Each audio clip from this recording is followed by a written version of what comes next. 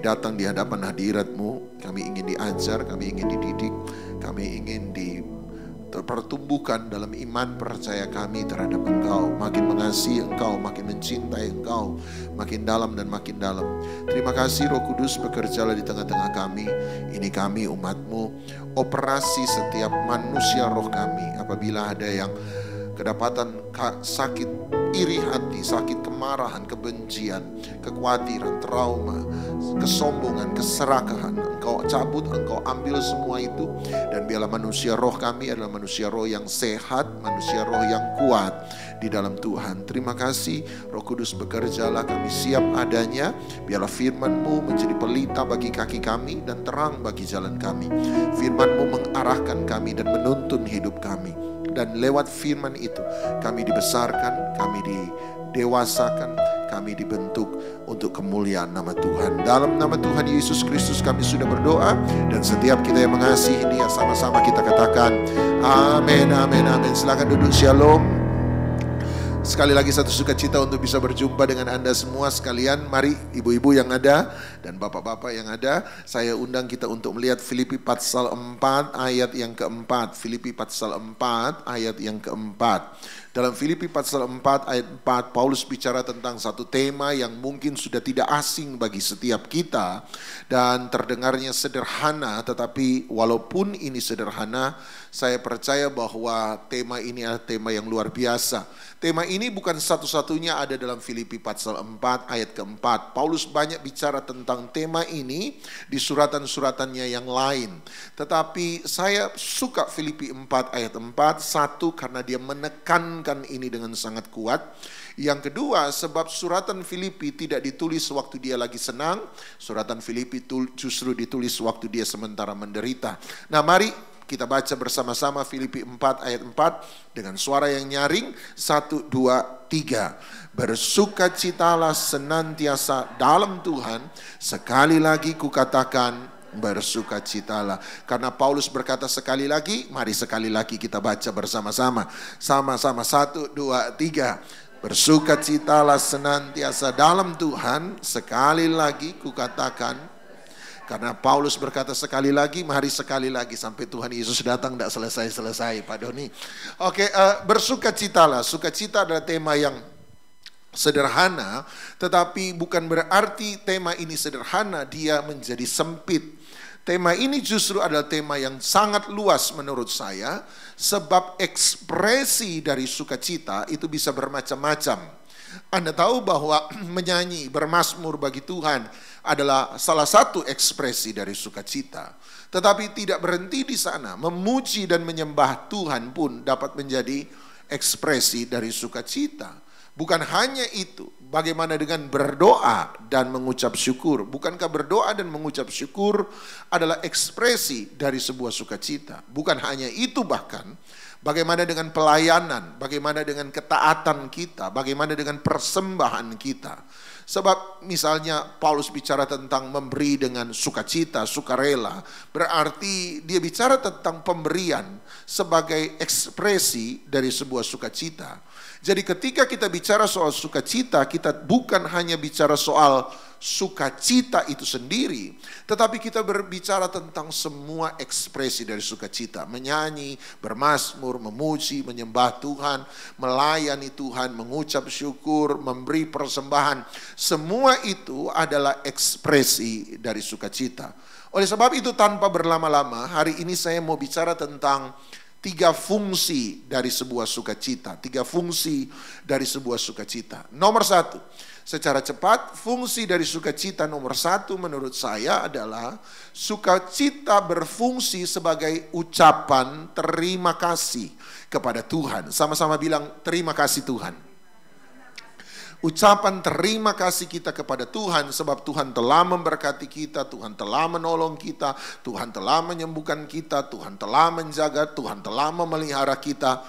Itu menjadi ucapan terima kasih. Sekali lagi, bolehkah sama-sama kita katakan terima kasih Tuhan? Yang kedua, bukan hanya sebagai fungsi, sebagai ucapan terima kasih kita kepada Tuhan, tetapi saya percaya bahwa sukacita menjadi senjata peperangan rohani, senjata peperangan rohani yang Tuhan berikan kepada setiap kita orang percaya supaya kita bisa memperoleh kemenangan dalam hidup ini. Sama-sama bilang senjata rohani. Sekali lagi, fungsi kedua dari sukacita adalah sukacita berfungsi sebagai senjata peperangan rohani yang Tuhan berikan kepada kita orang percaya supaya kita bisa memperoleh kemenangan dalam hidup ini. Misalnya Anda lihat Lukas pasal 1, Lukas pasal 1. Dalam Lukas pasal 1 Anda akan menemukan dua nyanyian di sana. Ada dua nyanyian di sana. Nyanyian pertama adalah nyanyian Maria. Sebab kalau Anda pergi ke Lukas 1 ayat 46, 47 dan seterusnya, Anda akan menemukan ada kalimat di sana, lalu kata Maria, jiwaku memuliakan Tuhan. Kalimat ini kemudian diberi judul oleh LAI, Lembaga Alkitab Indonesia, sebagai nyanyian pujian Maria. Tetapi kalau Anda lompat ayat 67 dan 68, maka Anda akan menemukan ada judul yang hampir serupa dengan itu. LAI memberi judul nyanyian pujian Sakaria. Sebab ada nyanyian yang kedua. Nyanyian kedua adalah nyanyian Sakaria. Sebab ayat 67 berkata, lalu Sakaria dipenuhi Roh Kudus, bernubuat dan berkata, terpujilah Tuhan Allah Israel. Ayat 68. Berarti Anda lihat ada dua nyanyian di sana. Nyanyian pertama, nyanyian Maria. Nyanyian kedua, nyanyian Sakaria. Nah, kalau Anda tanya sama saya, Pak Doni, apa perbedaan antara dua nyanyian itu? Apa perbedaan antara nyanyian Maria dan nyanyian Sakaria? Maka jawaban saya adalah nyanyian Sakaria adalah nyanyian yang dinyanyikan ketika semua masalah sudah selesai. Sekali lagi, nyanyian Sakaria adalah nyanyian yang dinyanyikan ketika semua masalah sudah selesai. Nyanyian Sakaria, Sakaria menyanyi memuji Tuhan ketika anak laki-laki yang dijanjikan Tuhan, yaitu Yohanes Pembaptis, sudah lahir. Artinya ketika janji Tuhan sudah tergenapi, maka Sakaria mulai memuji Tuhan. Sakaria menyanyi memuji Tuhan ketika dia yang tadinya bisu sekarang sudah bisa berbicara. Dan ketika dia bisu sudah bisa berbicara, mujizat Tuhan sudah terjadi. Kesembuhan Tuhan sudah dialami. Maka Sakaria mulai memuji Tuhan. Jadi nyanyian Sakaria adalah nyanyian kemenangan. Nyanyian Sakaria adalah nyanyian mujizat. Nyanyian Sakaria adalah nyanyian terobosan. Nyanyian Sakaria adalah nyanyian pertolongan dari Tuhan. Nyanyian Sakaria dengan kata lain adalah ucapan terima kasih. Itulah fungsi pertama dari sebuah sukacita. Sukacita berfungsi sebagai ekspresi ucapan terima kasih kita kepada Tuhan. Kenapa saya melayani Tuhan? Sebagai terima kasih saya pada Tuhan. Baca Yunus pasal 2. Yunus yang tadinya menolak untuk pergi ke Niniwe, sekarang mau pergi ke Niniwe bukan karena kapok, bukan. Kalau Anda pergi Yunus 2, Anda akan membaca sebenarnya Yunus mau pergi ke Niniwe sebab dia mengucap syukur sebab Tuhan sudah menolong dia ketika dia hampir mati tenggelam. Jadi pelayanan Yunus adalah pelayanan terima kasih. Pelayanan kita seharusnya pun menjadi ucapan terima kasih. Persembahan kita ucapan terima kasih. Ketaatan kita pada Tuhan ucapan terima kasih. Dan ada banyak hal yang kita kerjakan sebagai ucapan terima kasih. Sama-sama bilang terima kasih Tuhan. Tetapi bagaimana dengan nyanyian Maria? Nyanyian Maria menurut saya adalah nyanyian yang dinyanyikan ketika masalah belum selesai. Anda mungkin bertanya kenapa Pak Doni berkata bahwa nyanyian Maria adalah nyanyian di tengah-tengah masalah. Bukankah kehormatan besar bagi seorang perempuan bisa mengandung Tuhan kita untuk menjadi ibu Tuhan kita di muka bumi adalah sebuah kehormatan besar. Tunggu dulu. Jangan terlalu memodernisasi Alkitab. Sehingga kita mengukur peristiwa di Alkitab dengan kehidupan modern kita hari ini. Anda harus memahami di zaman dulu berbeda dengan zaman sekarang. Zaman sekarang kalau Anda temukan seorang wanita single kemudian hamil di luar pernikahan adalah sesuatu yang lebih permisif kalau saya mau sebut. Orang sudah lebih bisa memahami, orang sudah lebih bisa mengerti. Sebab peristiwa ini bukan peristiwa yang langka hari ini. Peristiwa wanita single hamil di luar pernikahan adalah sebuah peristiwa yang sudah cukup lumrah dalam banyak kehidupan kita hari ini. Saya tidak membenarkan, tetapi saya mau berkata bahwa masyarakat hari ini sudah lebih permisif. Paling ngomongin di belakang, hanya itu toh. Tidak ada sanksi-sanksi sosial yang berarti bagi seorang wanita single hamil di luar pernikahan. Berbeda dengan zaman dulu, zaman Alkitab, ketika seorang wanita single hamil di luar pernikahan, maka konsekuensi dari kehamilan itu adalah dilempar batu, dirajam batu sampai mati. Iya, kalau Yusuf terima dia jadi istrinya. Tapi kalau Yusuf tidak menerima Maria jadi istrinya, kematian adalah sesuatu yang hampir pasti dalam kehidupan Maria. Anda lihat, berarti Maria ada dalam masalah yang sangat besar. Seandainya hari itu masyarakat itu menjadi kasihan dengan Maria dan berkata, kasihan dia masih muda, aduh wanita muda kan masih polos, ini gara-gara mulut laki-laki buaya semua. Mungkin berkata demikian dan kemudian mereka memaafkan Maria. Mereka tidak merajam Maria sampai mati. Tapi Anda juga harus mengerti, untuk mereka wanita zaman dulu berbeda dengan sekarang. Wanita zaman sekarang terbuka pekerjaan lebar-lebar bagi semua gender, baik laki-laki maupun perempuan. Tapi zaman dulu pekerjaan didominasi umumnya oleh kaum laki-laki, dan kaum laki-laki lah yang memegang utama tulang punggung ekonomi keluarga. Bukan berarti Alkitab tidak pernah berkata bahwa wanita tidak bisa bekerja. No, Alkitab berkata bahwa wanita tetap bisa bekerja. Tetapi kalau Anda lihat pekerjaan-pekerjaan yang dilakukan oleh wanita dalam Alkitab umumnya adalah pekerjaan-pekerjaan yang bersifat penambahan penghasilan. Jadi pekerjaan sampingan, pekerjaan tambahan. Dengan kata lain, pekerjaan-pekerjaan itu bukan pekerjaan utama. Hanya cukup untuk menghidupi satu orang, tetapi belum tentu bisa cukup untuk menghidupi dua orang. Sehingga untuk membesarkan anak itu menjadi sesuatu yang sukar. Sebab menghidupi diri sendiri saja sudah susah, apalagi harus terbebani dengan menghidupi seorang anak dalam kandungannya. Anda lihat, berarti Maria ada dalam kekhawatiran akan masa depan. Seharusnya Maria ada dalam ketakutan akan hari besok.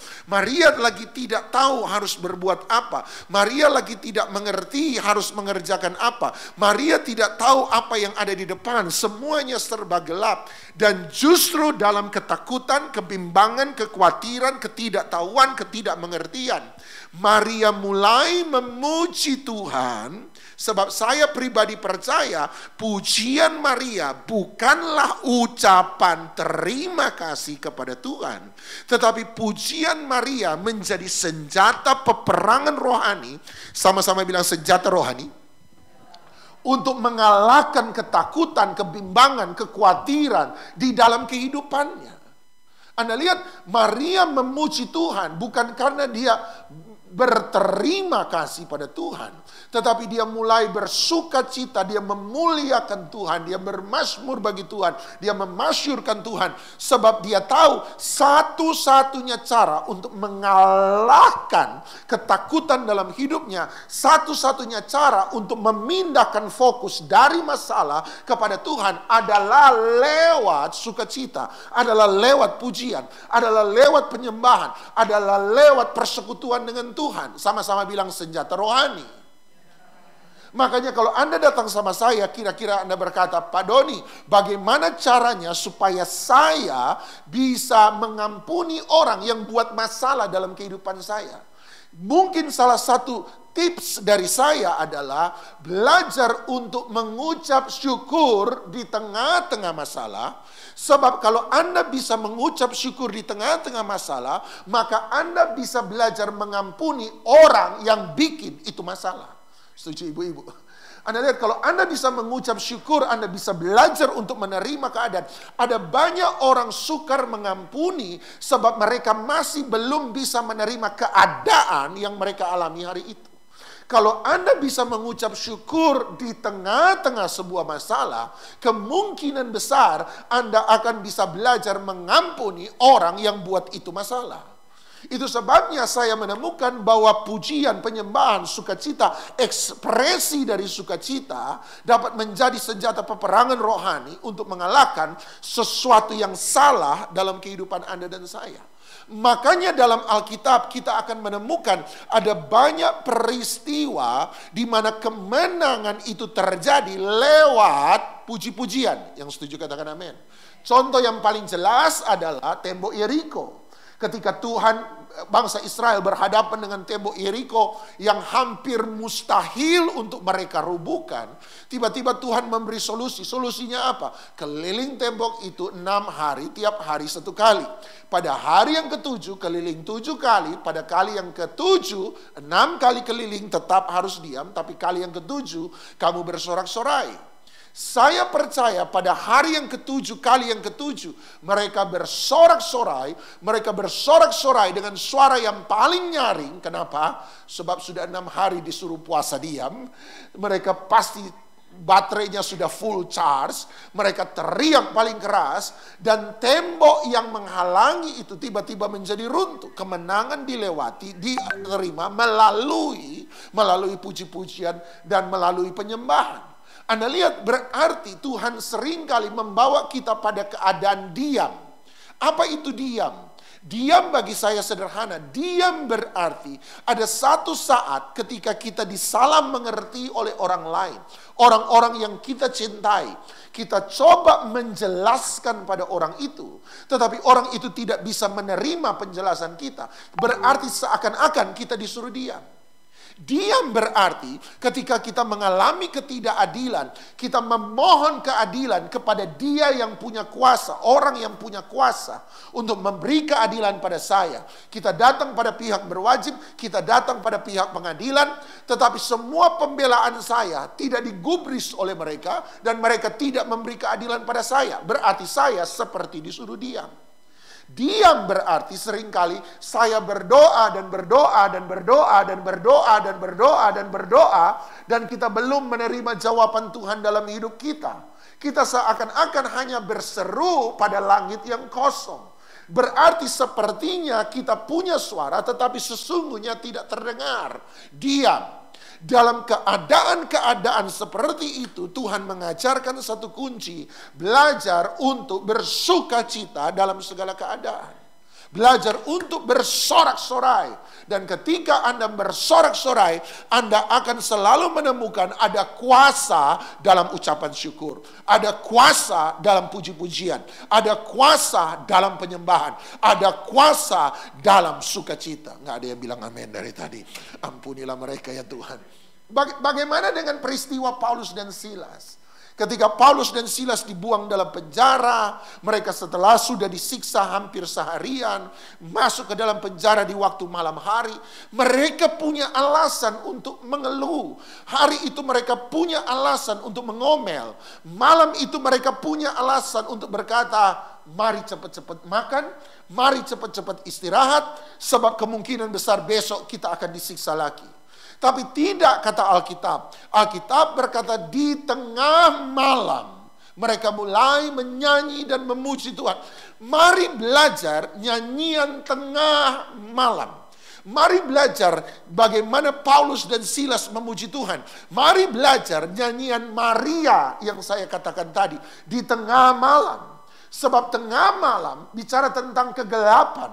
Tengah malam bicara tentang sebuah serangan. Tengah malam bicara tentang ketidaktahuan apa yang harus diperbuat. Saya tidak mengerti apalagi yang harus saya lakukan. Semua seakan-akan tertutup jalan.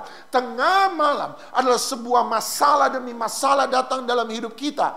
Tetapi justru di tengah malam Paulus dan Silas mulai memuji Tuhan. Dan ketika mereka mulai memuji Tuhan, mereka mengalami kemenangan yang besar. Sebab Tuhan menggoncang penjara di mana mereka ada. saya, pintu-pintu penjara dibukakan, setiap belenggu di tangan dan kaki mereka terlepas. Anda dan saya ketika tidak tahu harus berbuat apa, kembali lagi Alkitab berkata, belajar untuk bersuka cita di tengah-tengah masalah. Waktu Anda sudah diberkati, sukacita kita akan menjadi ucapan terima kasih.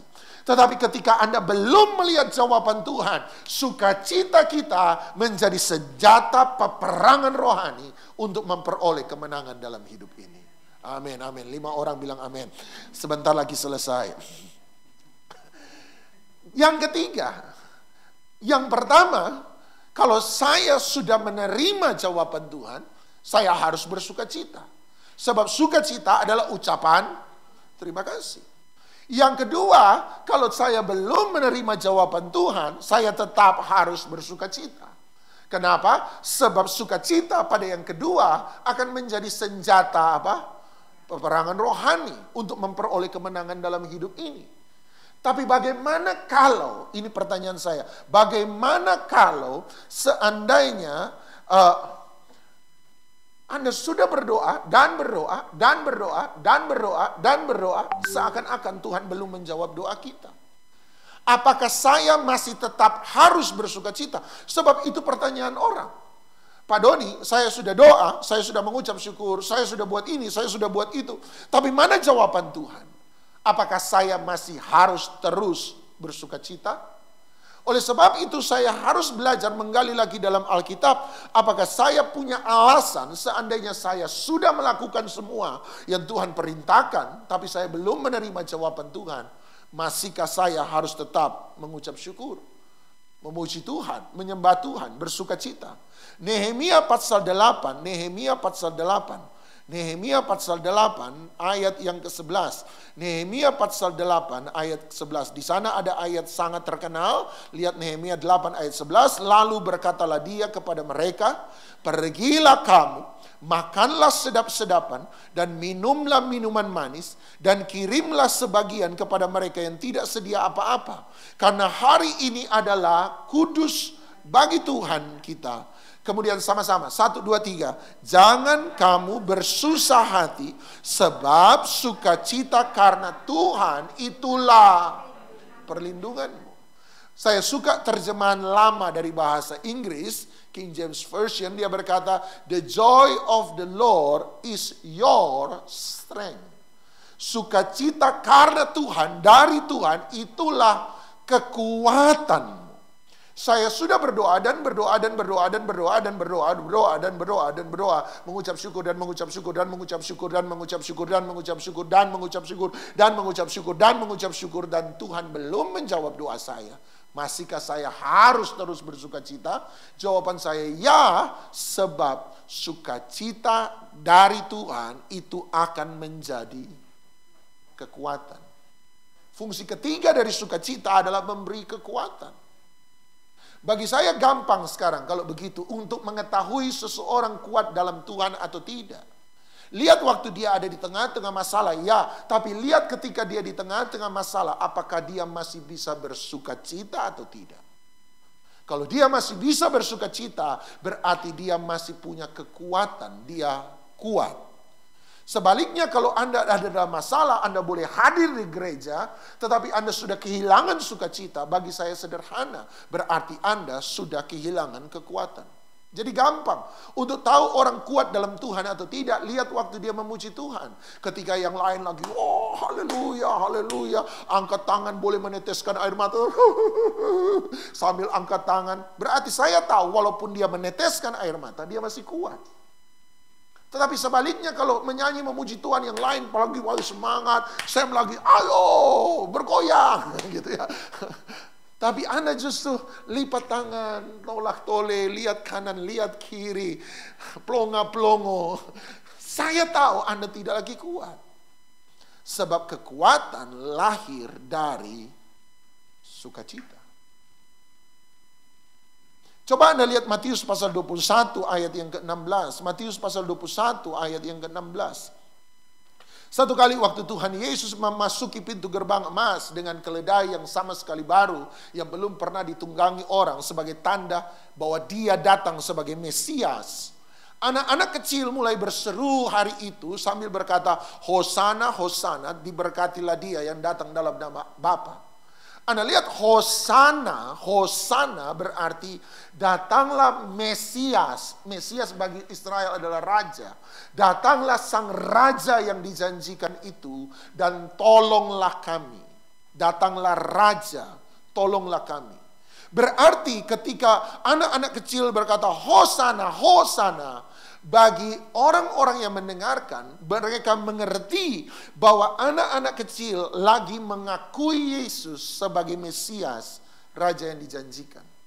Itu sebabnya kalau Anda baca seluruh cerita ini, maka orang-orang Farisi menjadi marah dan berkata kepada Tuhan Yesus, tidakkah kamu dengar apa yang dikatakan oleh anak-anak kecil itu? Dengan kata lain mereka bilang, dengarkah engkau bahwa mereka memanggil engkau Mesias? Dengan kata lain, suruh anak-anak itu diam, sebab engkau bukan Mesias, bukan. Hal yang serupa Anda akan temui dalam kisah Bartimeus. Ada yang masih ingat kisah Bartimeus? Ketika Tuhan Yesus lewat, tiba-tiba dia berseru, Yesus anak Daud, apa? Kasihanilah aku. Kemudian orang menyuruh dia diam, bukan. Ada banyak pendeta menafsirkan sebab Bartimeus terlalu ribut. Buat saya itu tidak masuk di akal. Sebab kalau orang banyak lewat, pasti memang pada dasarnya sudah ribut. Setuju? Ada banyak orang berkumpul, pasti sudah ribut. Ini kalau sebentar ibu-ibu kalau masih tetap tinggal, ibadah sudah selesai, saya percaya pasti ribut. Banyak orang berkumpul, pasti sudah ribut. Kenapa mereka suruh Bartimeus diam? Tidak banyak jemaat menyadari bahwa panggilan Yesus anak Daud. Anak Daud bicara tentang engkaulah Mesias. Jadi mereka suruh Bartimeus diam sebab mereka boleh mengakui Yesus sebagai nabi. Mereka mengakui Yesus sebagai rabi. Mereka mengakui Yesus sebagai orang luar biasa. Tetapi mereka tidak mau mengakui Yesus sebagai Mesias. Tolong dicatat baik-baik, hanya sekedar informasi bagi Anda. Yesus nomor satu datang bukan untuk membuktikan bahwa dia Allah. Yesus nomor satu datang di muka bumi untuk membuktikan dia bukan sebagai Tuhan. Bukan. Dia Allah, jangan salah mengerti. Dia memang Allah. Dia Tuhan. Tetapi Yesus datang ke muka bumi nomor satu untuk membuktikan kepada orang Israel dialah Mesias yang dijanjikan itu. Makanya 3 Injil mula-mula, Matius, Markus, dan Lukas, itu selalu bicara tentang kemesiasan Kristus. Dialah Raja yang dinantikan. Dialah Juru Selamat yang dijanjikan itu. Itu arti Mesias. Kembali ke Matius 21:16. Lihat respon Tuhan Yesus. Matius 21:16. Lalu mereka berkata kepadanya, engkau dengar apa yang dikatakan anak-anak ini. Kata Yesus kepada mereka, ya, aku dengar. Belum pernahkah kamu baca? Artinya kalimat berikut bukan berasal dari pikiran Yesus. Kalimat berikut itu ada dalam Alkitab Perjanjian Lama. Dia bilang, belum pernahkah kamu baca? Sama-sama, 1, 2, 3. Dari mulut bayi-bayi dan anak-anak yang menyusu, engkau telah menyediakan apa? Puji-pujian. Nah, mari kita lihat kapan ayat ini muncul. Mazmur 8 ayat yang ketiga. Inilah ayat yang dikutip oleh Tuhan Yesus. Mazmur 8 ayat yang ketiga. Mazmur 8 ayat ketiga, baca sama-sama apa yang dikatakan oleh Alkitab. 1, 2, 3. Dari mulut bayi-bayi dan anak-anak yang menyusu telah kau letakkan. Tunggu dulu. Matius 21:16, Tuhan Yesus berkata dari mulut bayi-bayi anak yang menyusu, Matius 21:16, engkau telah menyediakan apa? Matius 21:16. Puji-pujian. Dia bilang ini dari Mazmur 8 ayat 3. Tapi Mazmur 8 ayat 3 tidak mengatakan dia telah menyediakan puji-pujian. Mazmur 8 ayat 3 berkata, engkau telah meletakkan. Berarti Tuhan Yesus mengubah isi Alkitab. Seharusnya dasar kekuatan. Tapi dia berkata, puji-pujian. Mana yang benar kalau begitu? Dasar kekuatan atau puji-pujian? Gampang. Sebab bagi Yesus puji-pujian sama dengan kekuatan. Selama Anda dan saya masih bisa memuji Tuhan, selama Anda dan saya masih punya alasan untuk mengucap syukur, Selama Anda dan saya masih punya alasan untuk bersuka cita, maka kita selalu akan punya kekuatan. Sebab kekuatan adalah hasil dari sukacita. Masalah boleh berat, tetapi selama Anda punya sukacita, Anda punya kemampuan untuk bangun tiap pagi dan tetap percaya mujizat pasti akan terjadi.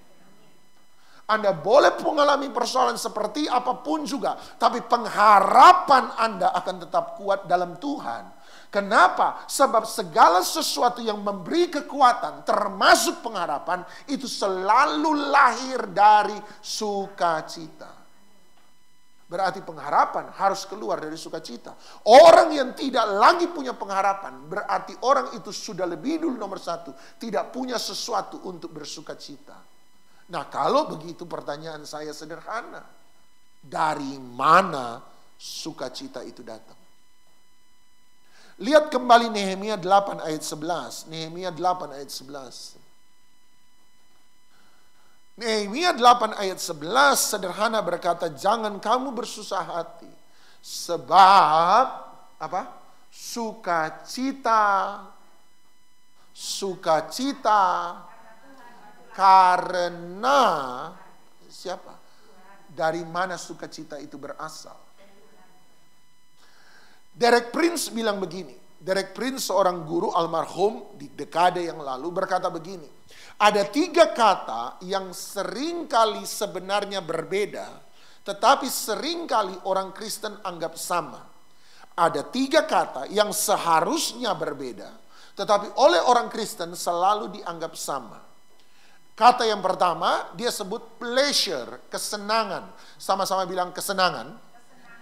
Kata kedua yang seringkali kita anggap sama adalah kata happiness atau kebahagiaan. Sama-sama bilang kebahagiaan. Jadi nomor 1, senang, sama-sama bilang senang. Nomor 2, bahagia, sama-sama bilang bahagia. Dan nomor 3, joy atau sukacita, sama-sama bilang sukacita. 3 kata ini menurut Derek Prince berbeda, tetapi seringkali kita anggap sama. Apa 3 kata itu? 1, senang. 2, bahagia. 3, sukacita. Apa perbedaan antara senang, bahagia, dan sukacita? Jawaban Derek Prince begini. Kesenangan selalu lahir dari apa yang kita miliki. Sama-sama bilang apa yang saya miliki.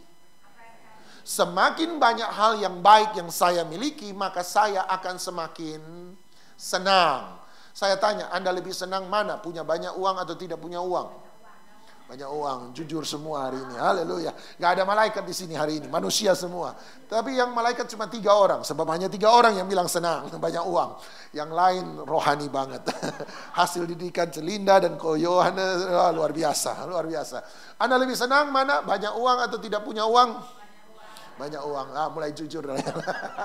Anda senang sakit atau sehat? Anda senang rumah besar mewah atau rumah RSSSSSS?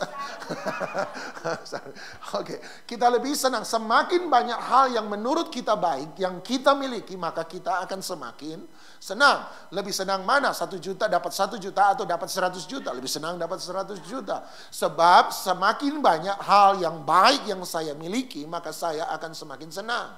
Itu natur manusia. Kalau begitu bagaimana dengan bahagia?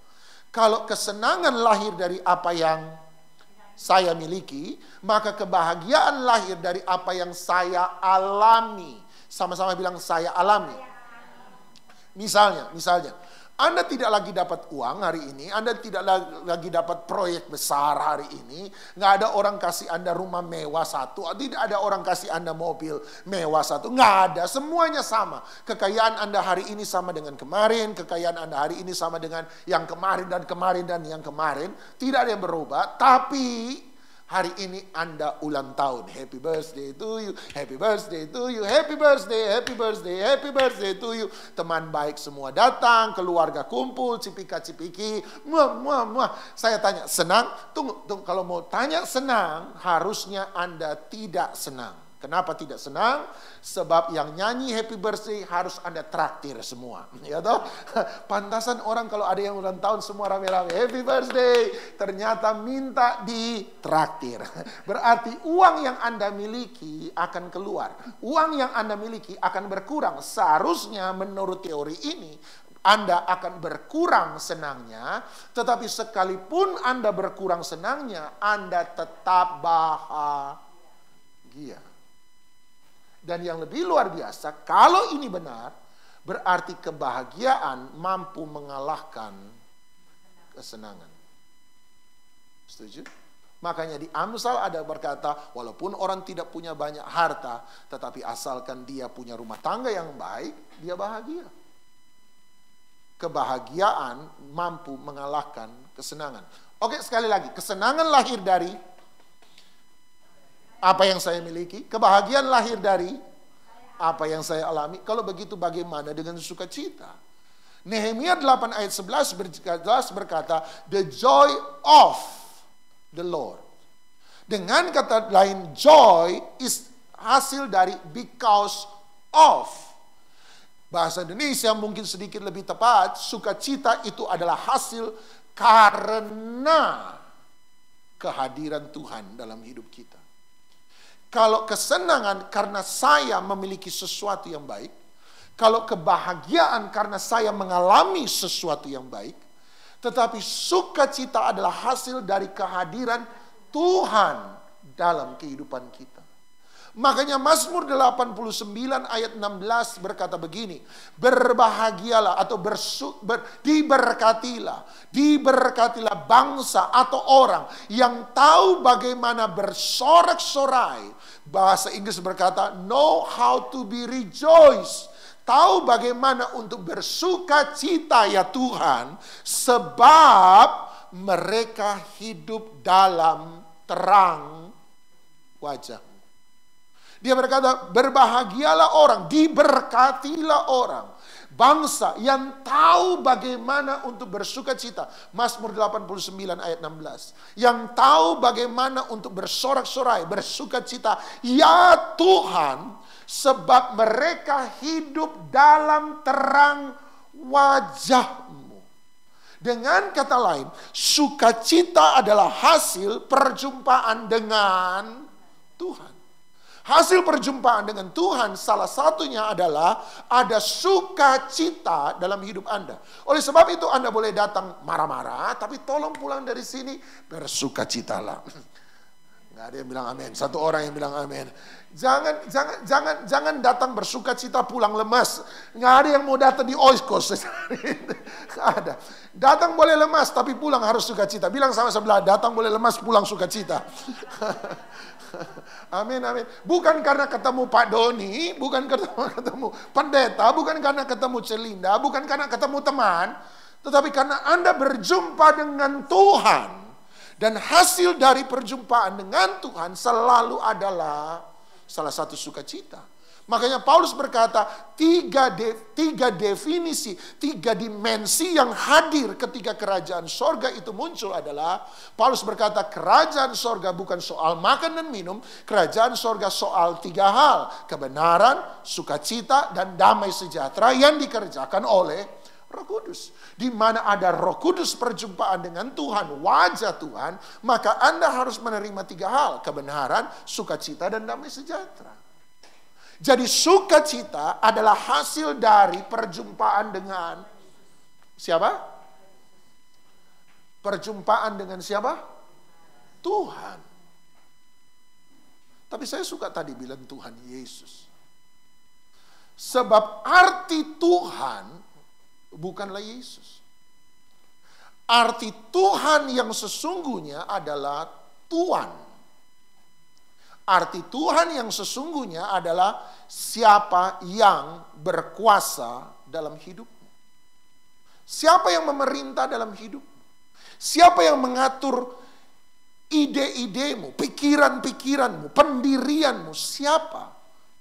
Tuhan adalah satu pribadi yang mengatur, memerintah segala kehidupan kita. Nah, kalau definisi Tuhan bukanlah Yahweh, bukanlah Yesus. Definisi Tuhan sesungguhnya adalah Dia yang mengatur dan memerintah dalam hidup kita. Maka pertanyaan saya adalah, berarti jangan-jangan Tuhan dalam hidup manusia bisa bermacam-macam. Yesus bukan satu-satunya Tuhan dalam hidup seseorang. Sebab Uang bisa menjadi Tuhan dalam hidup kita. Setuju? Pekerjaan, profesi bisa menjadi Tuhan dalam hidup kita. Sebab orang, anak, pasangan hidup, orang tua bisa menjadi Tuhan dalam kehidupan kita. Anda lihat, kalau begitu dari mana saya tahu bahwa Tuhan dalam hidup saya adalah Yesus, atau Tuhan dalam hidup saya adalah uang, Tuhan dalam hidup saya adalah pekerjaan, Tuhan dalam hidup saya adalah orang lain, Tuhan dalam hidup saya jangan-jangan adalah ego saya sendiri. Dari mana saya tahu? Sebab jangan hanya berpikir karena agama Kristen maka Yesus adalah Tuhan dalam hidupnya. Saya menemukan ada banyak orang Kristen mengaku Yesus Tuhan, tetapi Yesus tidak pernah menjadi Tuhan dalam hidup mereka. Kalau begitu dari mana saya tahu bahwa Tuhan dalam hidup saya benar-benar adalah Yesus. Tuhan dalam hidup saya bukan uang, bukan profesi, bukan pekerjaan, bukan manusia, bukan diri sendiri, bukan keegoisan kita, bukan barang kita, hobi kita. Dari mana saya tahu bahwa Dia benar-benar Tuhan dalam hidup saya? Sederhana. Apa yang bisa memberikan sukacita dalam hidup kita, itulah Tuhan dalam hidup Anda dan saya. Sebab sukacita adalah hasil dari kehadiran Tuhan. Artinya begini, kalau Anda mau tahu Tuhan dalam hidup saya siapa, lihat ketika Dia ada, sekalipun yang lain hilang, Anda tetap bisa bersukacita. Selama Anda mungkin tidak senang, Anda mungkin akan lagi tidak bahagia, tetapi sekalipun yang lain ini hilang, tetapi selama hal itu masih ada dalam hidup saya tetap bisa berharap, saya tetap bisa percaya, saya tetap bisa bersuka cita, berarti itulah Tuhan dalam hidup kita. Sampai sini setuju? Saya pelan-pelan, kalau ada yang belum mengerti, angkat tangan. Semoga Anda... Kalau bingung, tumpang tangan atas kepala. Nggak usah angkat tangan, tumpang tangan. Ya Tuhan, tolong ini otak agak encer hari ini. Pak Doni yang khotbah, oh terlalu dia, haleluya. Kalau sukacita adalah hasil dari kehadiran Tuhan dalam hidup seseorang, maka untuk mengetahui siapa Tuhan dalam hidup kita sederhana. Lihat ketika yang lain hilang, Anda tetap selama hal itu masih ada dalam saya tetap bisa bersukacita. Berarti itulah Tuhan dalam hidup saya. Seandainya Anda kehilangan, Anda kerugian uang, Anda tentu saja tidak lagi senang. Atau Anda sementara mengalami sesuatu yang buruk, tentu saja Anda tidak lagi bahagia. Tetapi sekalipun hari itu uang Anda sementara hilang, kesehatan Anda sementara hilang, tetapi selama masih ada Yesus dalam hidup Anda tetap bisa bersukacita. Berarti Tuhan dalam hidup Anda adalah Yesus. Sebaliknya, Anda boleh punya Yesus, tapi hari itu Anda hilang uang dan Anda bete seharian. Akhirnya sudah deh, gak ibadah hari ini deh. Batal pelayanan, gak bisa doa, gak bisa menyembah. Maka sekalipun Yesus ada dalam hidupmu, tapi Yesus tidak pernah jadi Tuhan dalam hidupmu. Tuhan dalam hidupmu berarti siapa? Uang. Sebab sesuatu yang bisa membuat Anda bersukacita, itulah Tuhan dalam kehidupan Anda. Kalau Dia ada, Anda tetap bisa bersukacita. Waktu Dia tidak ada, Anda tidak lagi bisa bersukacita. Itulah Tuhan dalam kehidupan kita. Saya hanya berdoa. Kalau hari ini saya bertanya pada setiap kita, siapa Tuhan dalam hidup kita? Semoga jawaban kita adalah Yesus. Saya yakin Anda akan jawab Yesus sebab Anda ada dalam forum Kristen. Tetapi coba periksa introspeksi diri kita masing-masing. Jangan-jangan kita lebih berat pada kebencian kita daripada kebenaran firman Tuhan yang menyuruh kita untuk mengampuni.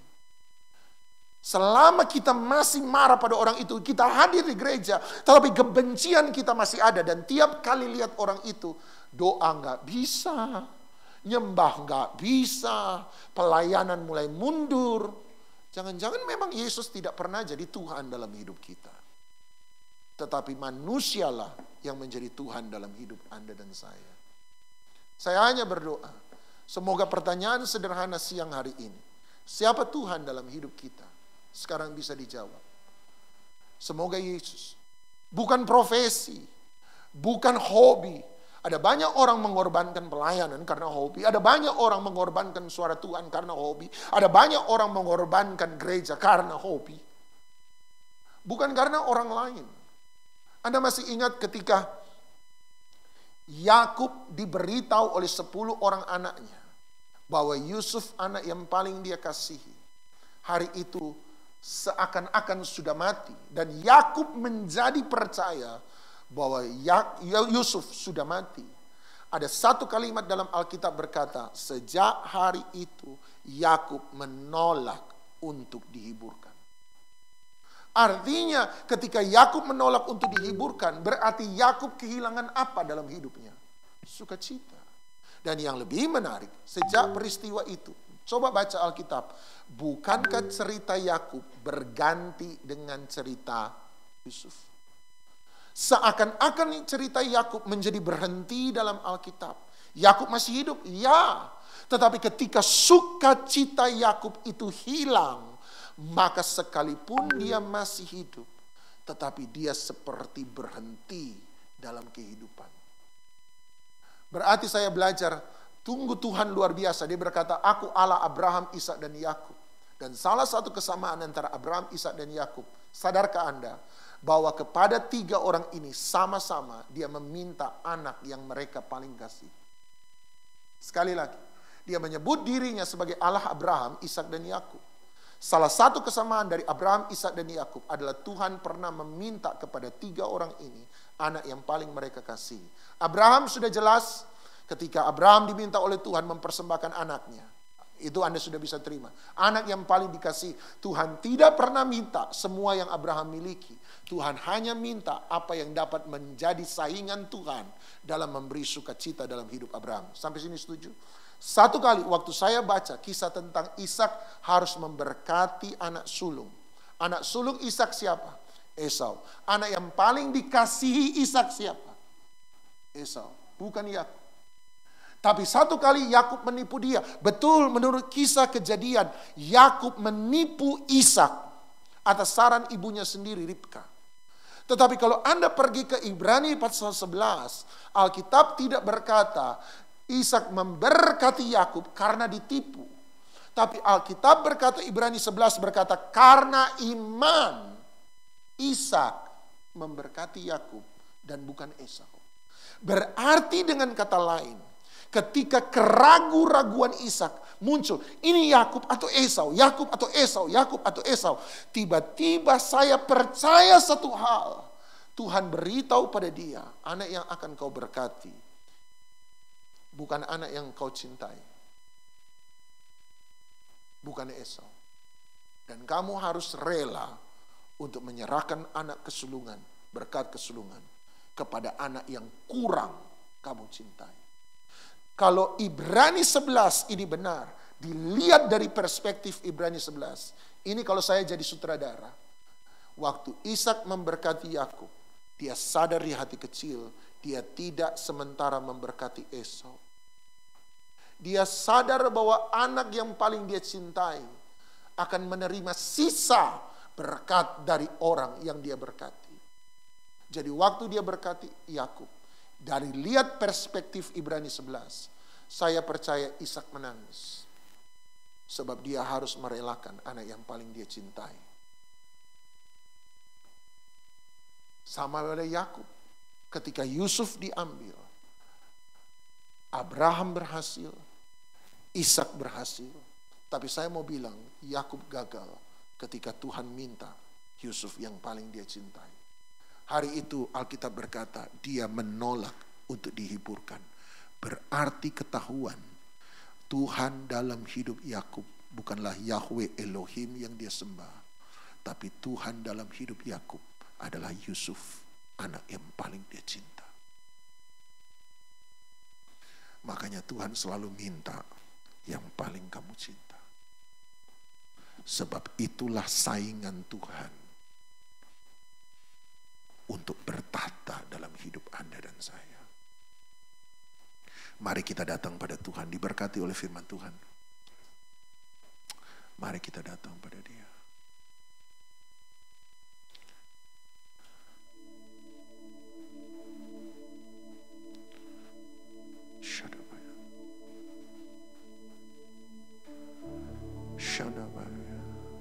Lord, I give you my heart, I give you my soul. Give you my heart, I give you my soul. I live for you alone. Every breath that I take, every moment I'm away. Lord, have your ways in me. Lord, I give you my heart. Lord, I give you my soul. I live for you alone. Every breath I take, every moment I'm away. Lord, have your ways in me. Ku berikan hatiku dan jiwaku, semuanya, semuanya bagimu. Di dalam hidupku, di setiap waktu, nyatakan jalanmu. Ku berikan hatiku dan jiwaku, semuanya bagimu. Di dalam hidupku, oh, nyatakan Bapa dalam surga, kami datang di hadapan-Mu hari ini. Hari ini biarlah pertanyaan yang paling esensi dalam kehidupan kami, iman kekristenan kami. Biarlah kembali lagi bergema dalam hati kami yang paling dalam. Who is the Lord of your life? Siapakah Tuhan dalam hidupmu sesungguhnya? Ada banyak orang karena kehilangan orang yang dicintai kemudian menjadi marah dengan Yesus, menjadi marah dengan orang yang pribadi yang dia sebut sebagai Tuhan dalam hidupnya. Mundur dari pelayanan, mundur dari gereja, mundur dari iman percaya. Jangan-jangan pada dasarnya sebab Yesus tidak pernah jadi Tuhan dalam hidup orang itu. Tapi hari ini belajar kami untuk berkata, bersukacitalah dalam segala hal, senantiasa, susah, senang. Kami tetap akan menjadikan Tuhan Yesus sebagai puncak sukacita kami. Itu sebabnya ketika seseorang kehilangan Tuhan, dia kehilangan sukacita. Ada lagu terkenal di Mazmur yang berkata ketika mereka ada di pembuangan di Babilonia, di sungai-sungai Babel, musuh-musuh mereka berkata, nyanyikan bagi kami nyanyian dari Yerusalem. Dan mereka berkata, bagaimana kami bisa menyanyikan nyanyian Yerusalem bagi Engkau? Bagaimana kami bisa menyanyikan nyanyian Yerusalem di tengah-tengah tanah pembuangan ini? Bagaimana? Dan terkutuklah kami seandainya Yerusalem tidak pernah menjadi puncak sukacita kami. Saya percaya mereka tidak sementara bicara tentang kota secara fisik, tapi mereka bicara tentang apa yang ada di Yerusalem. Di Yerusalem ada bait suci, di Yerusalem ada tempat di mana mereka berjumpa dengan Allah yang mereka sembah. Mereka berkata, terkutuklah kami kalau Yerusalem, Tuhan yang kami sembah selama ini tidak pernah menjadi puncak sukacita kami. Dan hari ini seringkali Tuhan tidak pernah jadi puncak sukacita kita. Sebab kita mengeluh dengan berbagai banyak hal. Kita mengeluh dengan berbagai macam alasan. Anda boleh tidak senang, Anda boleh sementara tidak bahagia. Tetapi Anda dan saya tidak boleh kehilangan sukacita. Kehilangan sukacita menandakan bahwa kita sementara kehilangan Tuhan dalam kehidupan kita. Kehilangan sukacita berarti kita kehilangan Tuhan. Ada banyak orang kaya, itu sebabnya saya temukan mereka berkata, kami punya banyak harta, kami punya banyak uang, kami punya banyak kekayaan, kami nikmati banyak hal yang besar. Saya dengar dari teman saya sendiri, orang konglomerat, dia berkata, tapi ada sesuatu yang kosong dalam hidup saya. Itu yang dikatakan oleh Billy Graham di banyak-banyak KKR-nya. Dia berkata, ada satu lubang dalam hidup manusia yang tidak bisa digantikan, diisi oleh apapun juga. Uang tidak bisa, cinta manusia tidak bisa, kekayaan tidak bisa, pangkat tidak bisa, kekuasaan tidak bisa, reputasi tidak bisa, apapun juga tidak akan pernah bisa. Yang hanya bisa diisi oleh Tuhan dan hanya oleh Tuhan sendiri. Mengutip dari apa yang dikatakan oleh Agustinus, Billy Graham mengatakan hal yang senada itu, bahwa ada satu kosong, ada satu lubang dalam hidup manusia yang tidak bisa diisi oleh apapun juga. Itulah joy, itulah sukacita. Orang boleh senang, orang bisa bahagia, tapi kesenangan dan kebahagiaan tidak sama dengan sukacita. Dan satu hal yang saya mau berkata, kalau kebahagiaan bisa mengalahkan kesenangan, berarti sukacita bisa mengalahkan kebahagiaan dan kesenangan. Haleluya, haleluya. Terima kasih Bapa dalam surga, kami datang dalam hadirat-Mu kembali lagi. Di persekutuan hari ini kami datang belajar untuk kembali lagi mengingatkan diri kami. Biar jadikan Yesus. Yesus bukan uang, bukan hobi, bukan pekerjaan, bukan profesi, bukan reputasi, bukan manusia, bahkan bukan diri kami sendiri yang menjadi Tuhan dalam hidup kami. Biarlah sukacita kami datang karena kehadiran Yesus. Selama masih ada Yesus, masih ada harapan. Selama masih ada Yesus, masih ada masa depan. Selama masih ada Yesus, masih ada kekuatan dalam hidup ini. Biarlah Engkau memberkati setiap kami dengan kekuatan, perlindungan daripada Tuhan menjadi bukan bagian di dalam hidup kami. Tuhan, Engkau berkati umat-Mu yang ada di tempat ini. Oikos, Engkau berkati di dalam nama Tuhan Yesus Kristus.